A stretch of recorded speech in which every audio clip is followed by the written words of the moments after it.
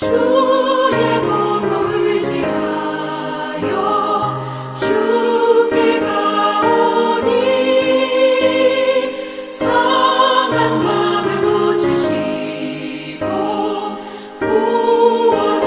구원하소서.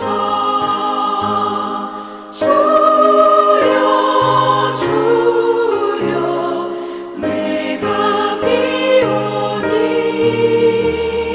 죄인으로 하실 때에 날 부르소서. 만복 그가 우리 주여 위로하소서. 우리 주와 같으시니 어디 있을까. 주여 주여 내가 비오니 죄인으로 하실 때에 날 부르소서. 아멘.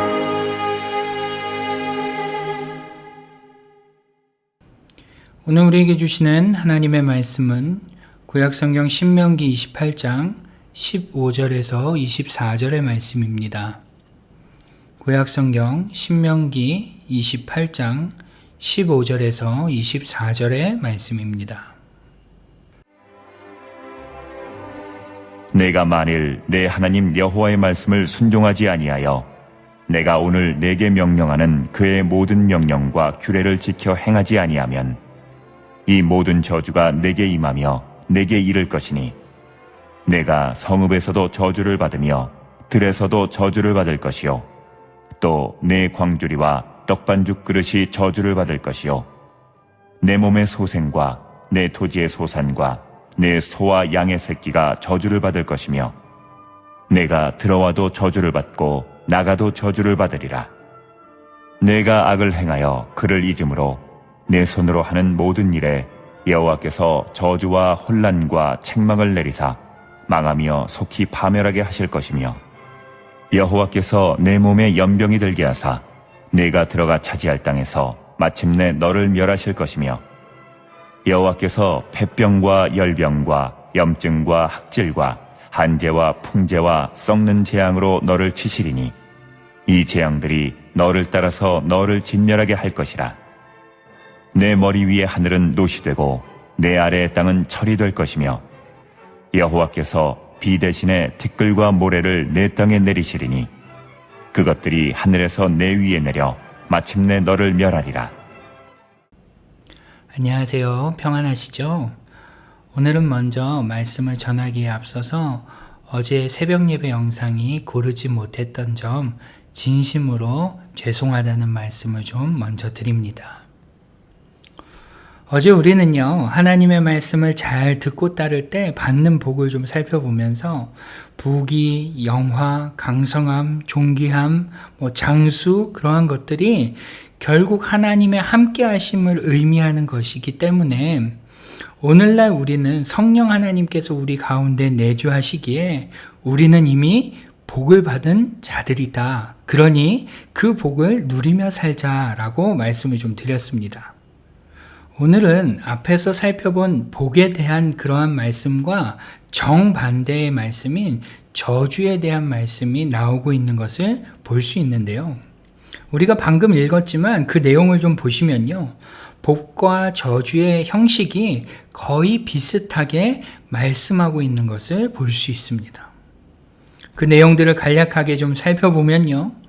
그저께 본문과 마찬가지로 이번에는 여호와의 말씀을 순종하지 않고 그 말씀대로 지켜 행하지 않는 자들에게 하나님께서는 저주가 임할 것이다 라고 1절에서 말씀하십니다. 그리고는 복에 대해서 말씀하실 때와 동일하게 그러한 자들, 그러한 하나님의 말씀을 순종하지 않고 따르지 않는 자들은 그와 관련된 모든 시간, 장소 관계없이 그 자들은 저주받은 자가 될 것이다 라고 말씀하시면서 구체적으로 그 저주의 내용에 대해서 21절과 22절 그리고 23절과 24절에서 설명합니다. 이 21절과 22절을 보시면요, 각종 질병을 통해 망하게 할 것이고, 23절과 24절을 보시면 그 땅에 가뭄이 들게 하여 어떠한 농작물도 얻을 수 없게 하여 망하게 하겠다라고 말씀하신다는 것입니다. 물론 이러한 저주의 내용은 이제 앞으로 월요일 본문, 우리가 계속 보면서 토요일, 주일, 월요일 본문까지 이어지는데요. 굉장히 많은 부분을 할애하여서 저주에 대한 말씀을 계속 하십니다. 그런데 여러분, 왜 하나님께서는 복에 대한 내용은 14절밖에 말씀하지 않으셨던 반면에 저주에 대한 내용은 54절이나 되도록 길게 말씀하시는 걸까요? 왜 하나님은 복에 대해서는 조금만 말씀하시고 저주에 대해서는 많이 말씀하시는 걸까요? 왜 그러시는 걸까요? 하나님은 어떻게든 인간을 저주하고 싶어 하시는 분이시라 그러시는 걸까요? 분명 아닐 것입니다. 여러분, 이 해답은요, 우리 자신을 보면 잘 알 수 있는데요. 여러분, 우리는 어떠한 일을 지켜야 할 때 보상을 한다고 하면은 잘 지킵니까? 아니면 안 지키면 징계할 거라고 말하면 잘 지킵니까? 어떨 때 잘 지키죠? 사실 우리는 보상은 있으면 좋고 없어도 본전이라고 생각하기 때문에요. 어떤 일을 지켜야 할 때, 어떤 일을 지켜야 함에 있어서는 보상보다는 징계가 효과적이다라는 것을 잘 알고 있습니다. 그래서 속된 말로, 저는 이 말에 결코 동의하지 않지만요, 흔히 짐승이나 사람이나 때려야 말을 듣는다라는 말도 하지 않습니까? 얼마나 말을 안 들으면 징계를 해야지만 겨우 말을 듣는다는 것입니다. 사실 이러한 말은 윤리적으로 바르지도 또 인격적으로 바르지도 않은 말이지만요, 그럼에도 엄밀히 따져서 생각해 보면 어쩌면 이것이 우리의 본성이라는 것을 우리는 인정할 수밖에 없다는 것입니다. 여러분, 성경에서도 이러한 사실을 증명하고 있는데요. 사사기를 보시면 어떻습니까? 이스라엘 백성들이 죄를 짓고, 그래서 하나님께서 징계를 하시고 그들이 괴로워서 부르짖고, 그러자 하나님께서 사사를 통해서 그들을 구원하시고, 또 그들이 평안을 누리다가 또 어떻게 합니까? 그새 잊어버리고 또 죄를 짓습니다. 그리고 그러면 죄로 인해서 징계가 주어지고 그 징계로 말미암아 괴로워하며 부르짖고 다시 돌아서는 이 사이클이 계속 반복되고 있지 않습니까? 이것이 무엇을 말씀하는 겁니까?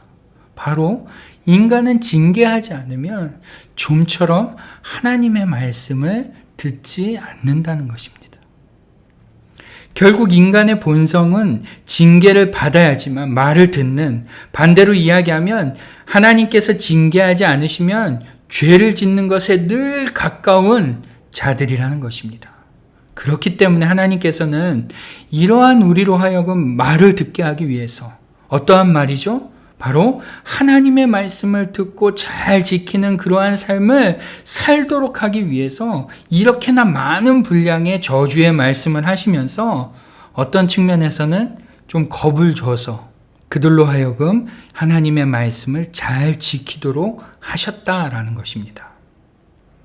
결국 오늘 우리가 읽은 이 저주의 말씀은 그렇기 때문에 하나님의 사랑이 속속히 녹아있는 말씀이라는 것입니다.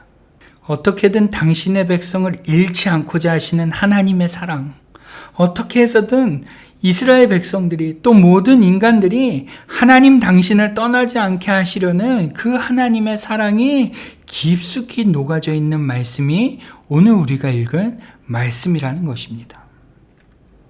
여러분, 오늘 본문 20절을 보시면요, 이러한 말씀이 나옵니다. 내가 악을 행하여 그를 잊음으로. 여러분, 이 표현은요, 이것을 원어로 직역하면 이렇게 바꿔서 이야기할 수 있습니다. 네가 나를 버리는 악한 행동 때문에. 즉, 하나님께서는 이와 같이 저주의 말씀을 인간들에게, 이스라엘 백성들에게 주시는 이유는 그들이 행하는 악한 행동, 다시 말해 어떠한 행동이죠? 하나님을 버리는, 하나님을 떠나는 그 행동을 하지 않도록 하기 위해서 이와 같은 말씀을 주셨다라는 것입니다. 그런데 여러분, 이러한 하나님의 사랑의 경고가 있음에도 불구하고 사람들은 어떻게 했습니까? 하나님을 떠났고요. 하나님을 버렸고 결국에는 스스로가 저주받은 존재가 되기로 자청했다라는 것입니다. 여러분, 그런데 놀라운 것은 이처럼 저주받아 죽을 수밖에 없는 우리를 위해 예수 그리스도께서 오셨다라는 것입니다. 우리는 때리지 않으면, 징계하지 않으면 좀처럼 하나님을 가까이 하지 않는 존재인데, 아무리 경고를 하고 귀에 딱지가 않도록 이야기를 해도 하나님을 버리는 존재인데, 그래서 결국에는 저주의 자리로 스스로가 찾아가는, 그래서 죽을 수밖에 없는 그러한 존재인데, 또 54절이나 되는 저주의 모든 내용 중에 하나도 피할 수 없는 그렇게 악하고 저주받은 존재인데, 이러한 우리를 위해 하나님의 독생자 예수께서 이 땅에 오사 그 저주를 우리를 위해 몸소 담당하셨다는 것입니다. 어떤 분들은 왜 백목사가 신명기 28장 저주에 대한 말씀을 읽고 딴소리를 하나 생각하실지 모르지만요. 여러분, 신명기 28장에 나오는 복과 저주에 대한 말씀은 결국 우리는 가만두면 하나님을 멀리하며 저주받아 죽을 수밖에 없는 존재인데, 이러한 우리를 위해 예수님께서 대신 죽으시고 부활하셨으니 이제는 예수님께 순종하고 말씀대로 살라는 교훈을 오늘 우리에게 주고 있는 말씀이라는 것입니다. 여러분, 오늘 우리가 읽은 본문과 또 앞으로 보게 될 말씀들에 나오는 이 저주의 종착지는 어디일까요? 잘 아시는 대로 죽음입니다. 오늘 본문 말씀은 그것을 명명백백하게 증언합니다. 하나님의 말씀대로 살지 않으면 죽게 될 것이다. 질병으로든 가뭄으로든 다른 어떠한 저주를 통해서 그들은 영원한 죽음에 이르게 될 것이다. 그리고 죽음이 확정된 그들의 삶은 모든 시간 자체가 곧 저주일 뿐이다. 그러니 제발 하나님의 말씀을 잘 듣고 지켜 행함으로 하나님을, 나를 떠나지 마라. 이것이 오늘 우리에게 또 이스라엘 백성들에게 하신 하나님의 말씀이라는 것입니다.